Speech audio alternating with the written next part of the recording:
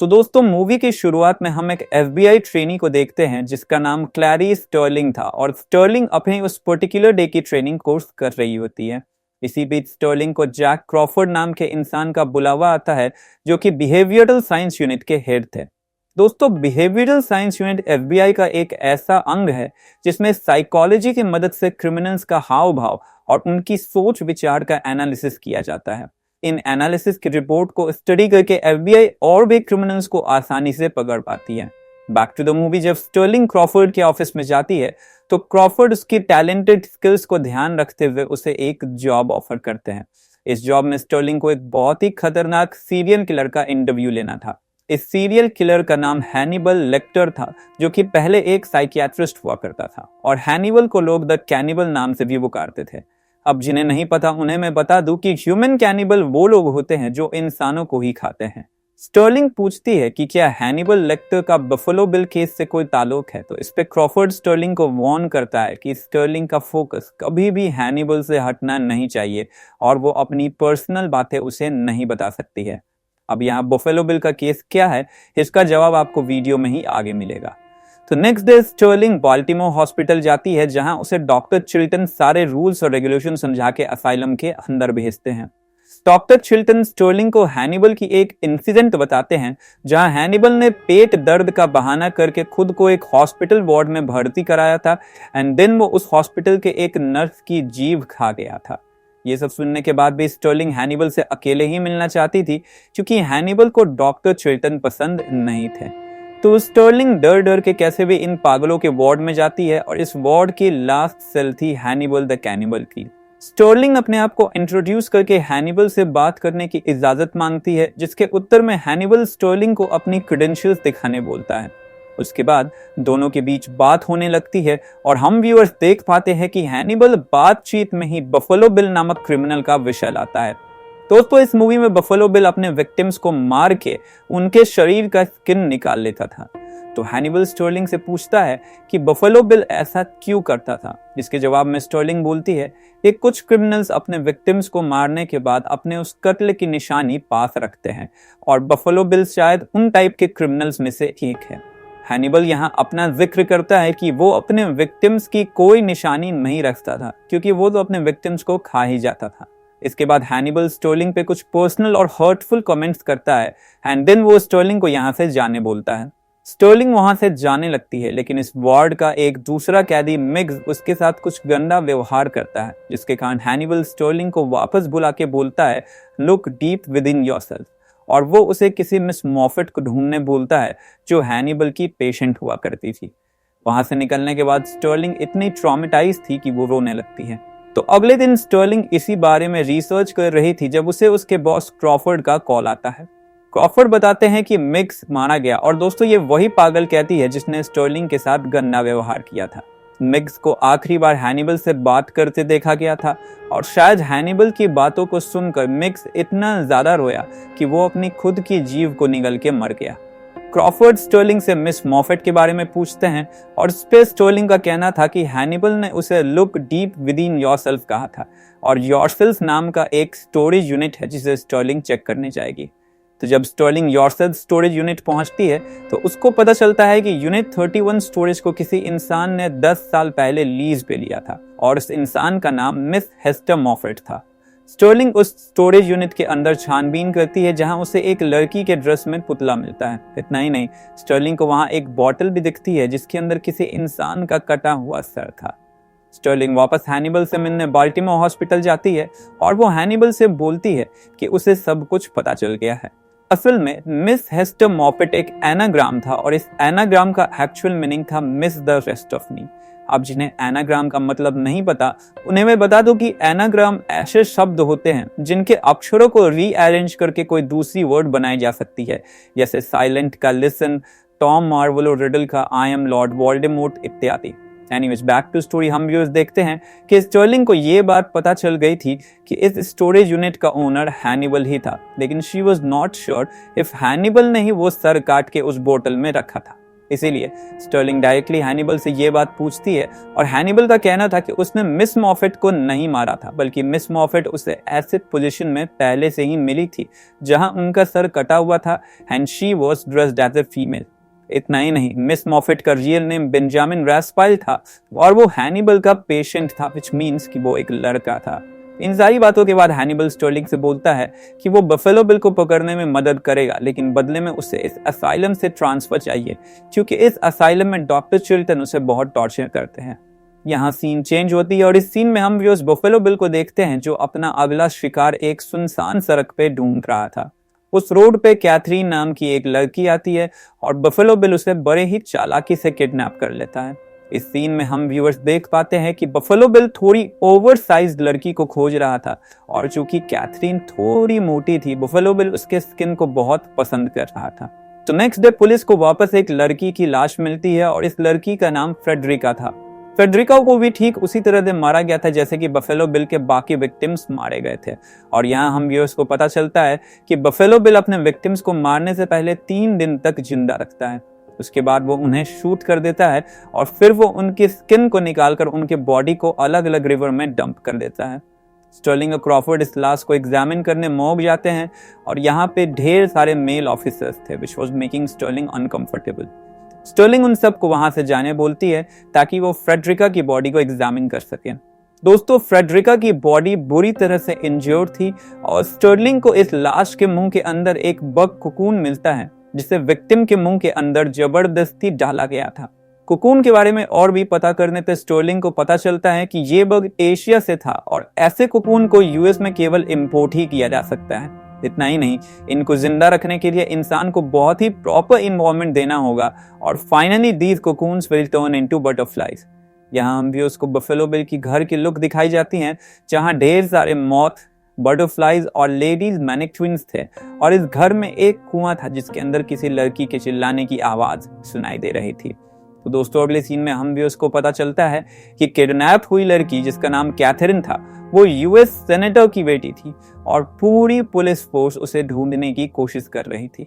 अब चूंकि buffalo bill अपने विक्टिम को किडनैप करने के 3 दिन बाद ही मारता था, सभी को होप था कि वो कैथरीन को अब भी बचा सकते हैं। स्टर्लिंग एक बार फिर से बाल्टीमोर हॉस्पिटल जाती है जहां उसकी बात हैनिबल से होती है और स्टर्लिंग का कहना था कि अगर हैनिबल कैथरीन को खोजने में मदद करेंगे तो यूएस सेनेटर खुद उसका ट्रांसफर एक अच्छी असाइलम में करवाएंगे जहां उसे ढेर सारी फैसिलिटीज मिलेंगी। हैनिबल स्टर्लिंग से एक क्विड प्रो क्यो डिमांड करता है, मतलब वो स्टर्लिंग को तभी कुछ क्लू देगा अगर वो हैनिबल को अपनी जिंदगी की कुछ सीक्रेट्स बताएगी। स्टर्लिंग बताती है कि जब उसकी उम्र 10 साल की थी तब उसके पिता का मर्डर हो गया था और चूंकि उसकी माँ ऑलरेडी इस दुनिया में नहीं थी, शी वॉज ऑर्फन्ड। इसके बाद से स्टर्लिंग अपने अंकल के साथ रहने लगी और एक दिन वो वहां से भाग गई थी। अब इस इंफॉर्मेशन के एक्सचेंज में हैनिबल स्टर्लिंग को मौत या कोकून का सिग्निफिकेंस बताता है। हैनिबल का कहना था कि मौत रिप्रेजेंट्स चेंज, यानी जिस तरह कोकून ट्रांसफॉर्म होकर एक खूबसूरत तितली में बदल जाता है, ठीक उसी तरह बफेलो बिल भी अपने आप को एक लड़की में बदलना चाहता है। हैनिबल के हिसाब से बफेलो बिल एक रियल ट्रांससेक्सुअल नहीं है, लेकिन उसे एक लड़की बनना है। बफेलो बिल ने सेक्स चेंज के लिए भी अप्लाई जरूर किया होगा, लेकिन उसकी अर्जी रिजेक्ट हुई होगी और इसीलिए अब वो खुद से ही अपने आप को एक लड़की के रूप में परिवर्तित करने की कोशिश करेगा। बफेलो बिल के साथ बचपन में कुछ ऐसा हुआ होगा जिससे ही गॉट मेंटली डिस्टर्ब और अब उसे किसी भी तरह से एक लड़की बनना है। अब दोस्तों, स्टर्लिंग और हैनिबल की बातें को डॉक्टर चिल्टन एक सीक्रेट माइक्रोफोन की मदद से सुन पा रहे थे एंड ही वाज प्लानिंग कि वो खुद कैथरीन को बचाकर सारा क्रेडिट्स ले लें। मीनवाइल हम व्यूअर्स फिर से बफेलो बिल को देखते हैं जो कैथरीन को डरा धमका कर उससे उसके स्किन पे लोशन लगवा रहा था। तो next day doctor Chilton Hannibal से बातें करते हैं और वो उसे बताते हैं कि स्टर्लिंग की डील एक फेक डील थी और एफबीआई बस हैनिबल से इंफॉर्मेशन निकलवाना चाहते थे। इसके अलावा डॉक्टर चिल्टन अगर चाहे तो वो हैनिबल को यहाँ से बाहर निकलवा सकते हैं, लेकिन बदले में हैनिबल को बफेलो बिल का रियल नेम बताना पड़ेगा। हैनिबल बफेलो बिल का फर्स्ट नेम लुइस बताता है और वो बोलता है कि वो लास्ट नेम सेनेटर को मिलके उनके सामने ही बताएगा। इस बात पे हैनिबल को फौरन मेम्फिस ट्रांसफर किया जाता है और ये केस स्टर्लिंग के पास से निकलकर किसी और को मिल जाती है क्योंकि स्टर्लिंग ने सेनेटर के नाम पे हैनिबल को फेक डील दिया था। तो इसके बाद हैनिबल की मुलाकात सेनेटर से होती है और वो सेनेटर को बफेलो बिल का पूरा नाम बताता है, which was Louis Friend. Hannibal का कहना था कि वो बफेलो बिल से अपने एक पेशेंट के थ्रू मिला था जिसका नाम बेंजामिन था और Benjamin and Buffalo Bills were lovers. Hannibal senator को बफेलो बिल की फिजिकल डिस्क्रिप्शन भी बताता है ताकि वो लोग उसे आसानी से पकड़ सके। इस सीन को देखकर ऐसा लग रहा था मानो ये केस ऑलमोस्ट सॉल्व हो गया है और डॉक्टर चिल्टन मीडिया में अपनी ही तारीफ कर रहे थे कि कैसे उन्होंने बड़ी चालाकी से हैनिबल का मुंह खुलवाया। इन सब के दौरान स्टर्लिंग यहाँ आती है और वो छुपते छुपाते हैनिबल से फिर से बातें करने जाती है। हैनिबल से बातें करते हुए स्टर्लिंग को पता चलता है कि लुइस फ्रेंड भी एक एनाग्राम है for the word iron sulphide, जिसे हम फूल्स गोल्ड के नाम से भी जानते हैं। आयरन सल्फाइड दिखने में गोल्डन कलर का होता है और बेवकूफ लोग उसे सोना समझ लेते हैं। दिस मेड थिंग्स क्लियर कि हैनिबल ने सेनेटर और पुलिस फोर्स को गलत जगह भेजा है और वो स्टर्लिंग को और क्लूज देने की प्रॉमिस करते हैं अगर स्टर्लिंग उन्हें अपनी जिंदगी के बारे में और कुछ बताए। Left with no choice, Sterling बोलती है कि बचपन में एक रात उसे अपने अंकल के घर पे लैम्प्स के चिल्लाने की आवाज सुनाई दी और नीचे जाने पर उसने देखा कि लोग लैम्प्स को काट रहे थे। स्टर्लिंग लैम्प्स को फ्री करना चाहती थी और इसलिए उसने उस जगह के दरवाजे को खोल दिया, लेकिन ये लैम्प्स इतने ज्यादा डरे हुए थे कि वो भाग भी नहीं पा रहे थे। स्टर्लिंग उनमें से एक को उठाकर भागने लगी but soon she was cot और उस लैम्प को भी मार दिया गया। उस दिन से आज तक स्टर्लिंग को रात में उन लैम्प्स की आवाज सुनाई देती है और हैनिबल गेस करता है कि अगर स्टर्लिंग कैथरीन की मदद करेगी तो शायद उसे किसी को बचा पाने की खुशी मिले और इस फीलिंग से शायद स्टर्लिंग को लैम्प्स की चिल्लाने की आवाज सुनाई देना बंद हो जाए। अब बारी थी हैनिबल की, लेकिन इससे पहले वो कुछ बोलते डॉक्टर चिल्टन वहां आ जाते हैं। वो स्टर्लिंग को यहाँ से बाहर निकालने लगते हैं। यहाँ से जाते वक्त हैनिबल स्टर्लिंग को बफेलो बिल की केस फाइल देता है और वो बोलता है कि बफेलो बिल की असली आइडेंटिटी जानने के लिए सारे क्रूज इस फाइल के अंदर ही हैं। इन सब भाग दौड़ के दौरान हैनिबल एक पेन चुरा लेता है और जब ऑफिसर्स उसको खाना देने आते हैं तो वो इस पेन की मदद से खुद को आजाद कर लेता है। इसके बाद हैनिबल इन ऑफिसर्स पर अटैक करता है और जल्दी वहां की अलार्म बज जाती है। अलार्म बजते ही हॉल में ढेर सारे ऑफिसर्स आते हैं और वो देखते हैं कि हैनिबल के 2 गार्डिंग ऑफिसर में से एक ऑफिसर वाज डेड और उसकी खाई हुई लाश प्रिजन सेल से लटक रही थी। दूसरे ऑफिसर पेम्ब्रे की फेस पूरी तरह से डैमेज थी और वो अब तक किसी तरह से जिंदा था। इतना ही नहीं, हैनिबल वहां आसपास नहीं था और वो इन ऑफिसर्स के पिस्टल चुराकर वहां से भाग गया था। हम भी उस फौरन यहाँ एम्बुलेंस आते देखते हैं जिसमें पेम्ब्रे को इलाज के लिए हॉस्पिटल भेजा जाता है और पुलिस फोर्स हैनिबल की तलाश में लग जाती है। लिफ्ट में आते जाते पुलिस नोटिस करती है कि लिफ्ट के कैबिनेट से खून की बूंदें टपक रही थी और एवरीवन वाज श्योर कि हैनिबल इसी कैबिनेट के अंदर छुपा हुआ था। पुलिस अपनी टीम से केयरफुली इस कैबिनेट को चेक करवाती है और यहाँ एक बहुत ही खतरनाक ट्विस्ट आता है। इस लिफ्ट कैबिनेट में पेम्ब्रे की डेड बॉडी थी जिसकी फेशियल स्किन को काटा गया था और पेम्ब्रे को हैनिबल ने अपना कपड़ा पहनाया था, जबकि दूसरी तरफ हैनिबल पेम्ब्रे के कपड़े और उसकी फेशियल स्किन अपने फेस पे लगाकर एम्बुलेंस में यहाँ से भाग निकला था। पुलिस फौरन स्टर्लिंग और हैनिबल के भाग जाने की खबर देती है क्योंकि दे सस्पेक्टेड कि हैनिबल शायद स्टर्लिंग को मारने के लिए जाए, पर स्टर्लिंग वाज श्योर कि हैनिबल उसे मारने नहीं आएगा क्योंकि this was against his principles. Sterling और उसकी फ्रेंड अब भी बफेलो बिल की केस को पढ़ रही थी ताकि उन्हें कुछ क्लू मिले और अचानक स्टर्लिंग को इस केस फाइल में हैनिबल के द्वारा लिखी हुई कुछ नोट्स मिलती है। इन नोट्स में हैनिबल ने बफेलो बिल के सारे विक्टिम्स की डेड बॉडी का प्लेस और उनके मिलने की टाइमिंग को मार्क किया था और यहाँ हम व्यूअर्स को पता चलता है कि फ्रेडरिका बफेलो बिल की पहली विक्टिम थी, लेकिन उसकी डेड बॉडी तीसरे नंबर पे मिली थी, that too far away from her home town. इससे ये बात साफ क्लियर हो रही थी कि बफेलो बिल फ्रेडरिका को पर्सनली जानता था और वो पकड़े जाने के डर से फ्रेडरिका की डेड बॉडी को काफी दूर और काफी टाइम बाद डंप किया। ये सब डिस्कवर करते ही स्टर्लिंग फौरन ही फ्रेडरिका के घर जाती है और वो उसके कमरे को इन्वेस्टिगेट करने लगती है। इस इन्वेस्टिगेशन में स्टर्लिंग को फ्रेडरिका की हाफ नेकेड फोटोज मिलती है और फ्रेडरिका के क्लोजेट में एक ड्रेस थी जिसकी बैक की कटिंग डायमंड शेप में थी। स्टर्लिंग सब कुछ समझ गई थी और वो फौरन अपने बॉस क्रॉफोर्ड को कॉल करती है। स्टर्लिंग क्रॉफोर्ड को बताती है कि बफेलो बिल अपने लिए एक वुमन सूट बना रहा है जो कि लड़कियों के स्किन से बना होगा। यही वजह है कि वो अपने विक्टिम्स को 3 दिन तक नहीं मारता है, क्योंकि इस 3 दिन में वो उन्हें भूखा रख के उनके स्किन को लूज करता है ताकि वो स्किन को आसानी से निकाल पाए। बफेलो बिल को हमेशा थोड़ी मोटी लड़की चाहिए होती है ताकि वो उसे ईजिली भूखा रख के उसे पतला कर सके और फिर वो विक्टिम के स्किन को निकाल सके। क्रॉफोर्ड इन बातों पे ज्यादा ध्यान न देते हुए बोलते हैं कि वो लोग शिकागो में बफेलो बिल को पकड़ने जा रहे हैं और हम व्यूअर्स जान पाते हैं कि FBI अब तक लुइस फ्रेंड नामक इंसान को ही ढूंढ रही थी।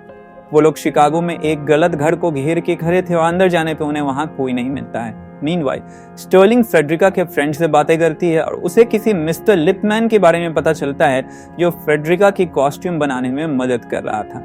दूसरी तरफ हम व्यूअर्स फिर से बफेलो बिल को देखते हैं जो अपने आप को लगभग एक लड़की में ट्रांसफॉर्म कर लिया था और उसका वुमेन सूट ऑलमोस्ट तैयार हो चुका था।